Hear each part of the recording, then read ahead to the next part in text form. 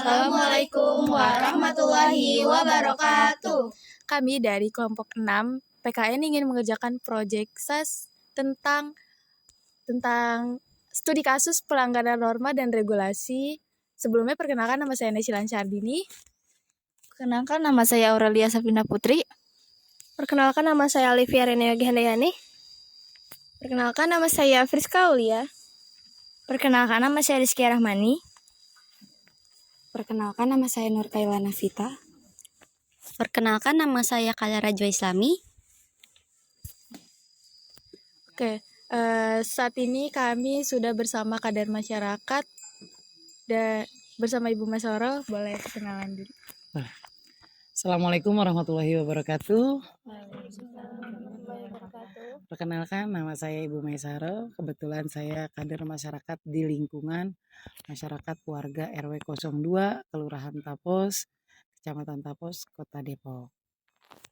Oke, kami di sini bertujuan ingin mewawancara Ibu terkait studi kasus tentang pelanggaran norma dan regulasi yang berada di lingkungan ini. Terima kasih Bu sebelumnya sudah berkenan untuk menjadi narasumber kami. Boleh langsung ke pertanyaan.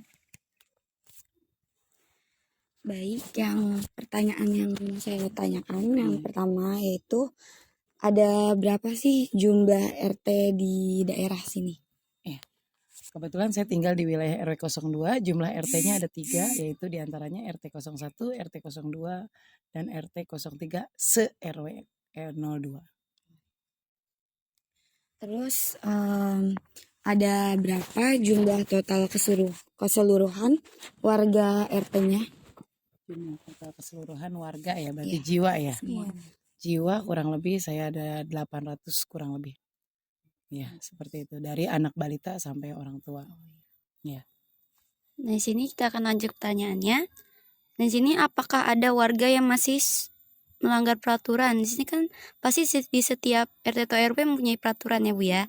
Nah, itu apakah anak-anaknya masih suka ada yang tawuran atau dari lingkungan warganya ada yang berbuat hal lainnya? Ya, memang di setiap RT itu mempunyai aturan dan kita pun di tiap RW itu mempunyai aturan. Tetapi kita aturannya maksudnya untuk setiap lingkungan itu diharapkan selalu menjaga kekompakan seperti itu ya. Nah, untuk tawuran tersebut, alhamdulillah sih untuk di lingkungan RW 02 tidak ada. Kita tidak ada tawuran karena memang kita masih memegang adat istiadat, jadi tidak ada yang melenceng jauh seperti itu, seperti tawuran seperti itu. Ya. Kira-kira jika dihitung berapa banyak jumlah warga yang pernah melanggar peraturan? Kalau untuk peraturan tawuran sih untuk yang di tahun-tahun sekarang kita tidak ada. Kalau yang mungkin yang lalu-lalu entah 10 tahun yang lalu mungkin pernah ada, tapi itu ada masanya ya. Nah, untuk jumlah yang melanggar peraturan kalau untuk tawuran sih 0% ya. Tidak ada ya. Peraturan yang lain gitu misalnya. Oh, kita. Mungkin kalau kayak buang sampah sembarangan, kalau kami kebetulan lingkungannya masih alami, masih asri ya. Dalam artian kita masih disebutnya wilayah kelurahan tapi suasana pedesaan. Jadi memang kebanyakan dari kami ada beberapa aturan sih untuk memilah sampah. Seperti itu, misalkan tadi buang sampah sembarangan ya. Nah, kami itu di warga itu masih punya kebun-kebun sendiri. Jadi untuk membuang sampah sembarangan itu alhamdulillah kalau kita tidak ada. Jadi kan kayak di jalan-jalan lain itu suka ada warga yang lewat itu sembarangan membuang. Kalau untuk wilayah RW 02 kita tidak menemukan di pinggir jalan itu ada orang yang melanggar membuang sampah sembarangan. Jadi kita di tiap lingkungan itu karena warganya kampungnya masih alami, masih banyak kebun-kebun kosong.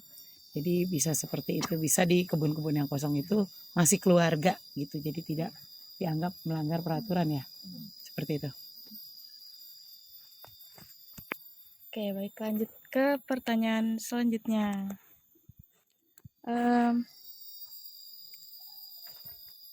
Apa sih akibatnya kalau misalkan terjadi pelanggaran masyarakat? Contohnya pelanggaran masyarakat? Contohnya kayak misalkan yang tadi kayak buang sampah sembarangan atau misalkan yang bikin ulah misal membakar sampah sembarangan gitu, Bu. Oh gitu. Ya. Akibatnya ya? Ya sebenarnya kalau untuk membakar sampah sembarangan atau ada orang membakar sampah secara sembrono sembarangan mungkin secara ini ya. Itu kan mengakibatkan polusi ya. Iya.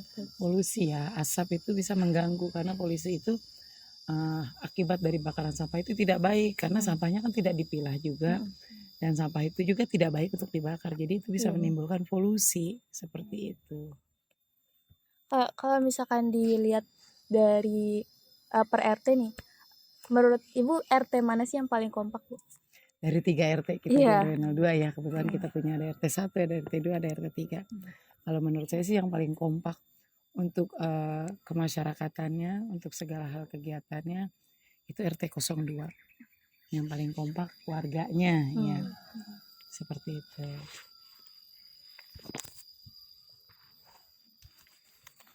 Terus norma atau peraturan apa aja sih yang berlaku di sini? Yang ada di sini gitu. Oh gitu.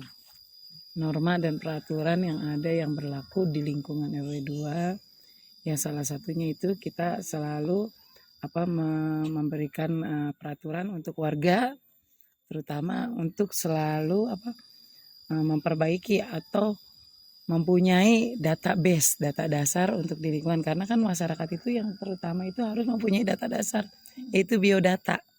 Itu peraturan pertama ya, biodata. Nah selanjutnya pendidikan anak itu juga harus dipastikan anak bersekolah seperti itu.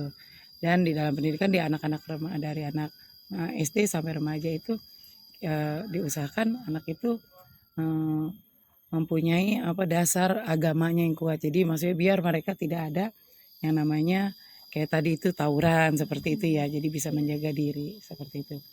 Dan ada peraturan juga harus kompak, warga semuanya harus kompak. Jadi tidak ada yang namanya diskriminasi terhadap tetangga atau warga yang lain yang sekiranya tidak patut untuk didiskriminasi seperti itu.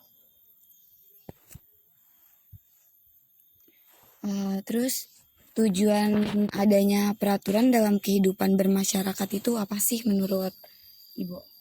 Iya, tujuan adanya peraturan di dalam masyarakat pertama agar masyarakat itu sadar akan dirinya dan lingkungannya, bahwasanya kita itu bermasyarakat memang harus punya aturan juga ya. Tidak bisa juga namanya masyarakat punya aturan sendiri, karena kita hidup bermasyarakat bersama-sama, butuh warga, butuh tetangga, butuh keluarga, butuh saudara. Tujuannya satu, kekompakan. Iya, kekompakan untuk yang namanya hidup bermasyarakat harus sama-sama, harus saling asah, saling asih, saling asuh. Seperti itu. Oke, mungkin dari informasi yang kita dapat itu bahwa regulasi itu sangat penting ya untuk dalam suatu lingkungan, karena kehidupan yang damai itu merupakan tanggung jawab dari masing-masing diri kita sendiri. Didasari dari kita sendiri. Sebelumnya terima kasih Ibu Maisaro sudah meluangkan waktunya untuk kita menjadi narasumber kami. Dan Oke, sekian dari kami. Mohon maaf apabila ada kekurangan atau kesalahan dalam pengucapan kata. Wassalamualaikum warahmatullahi wabarakatuh.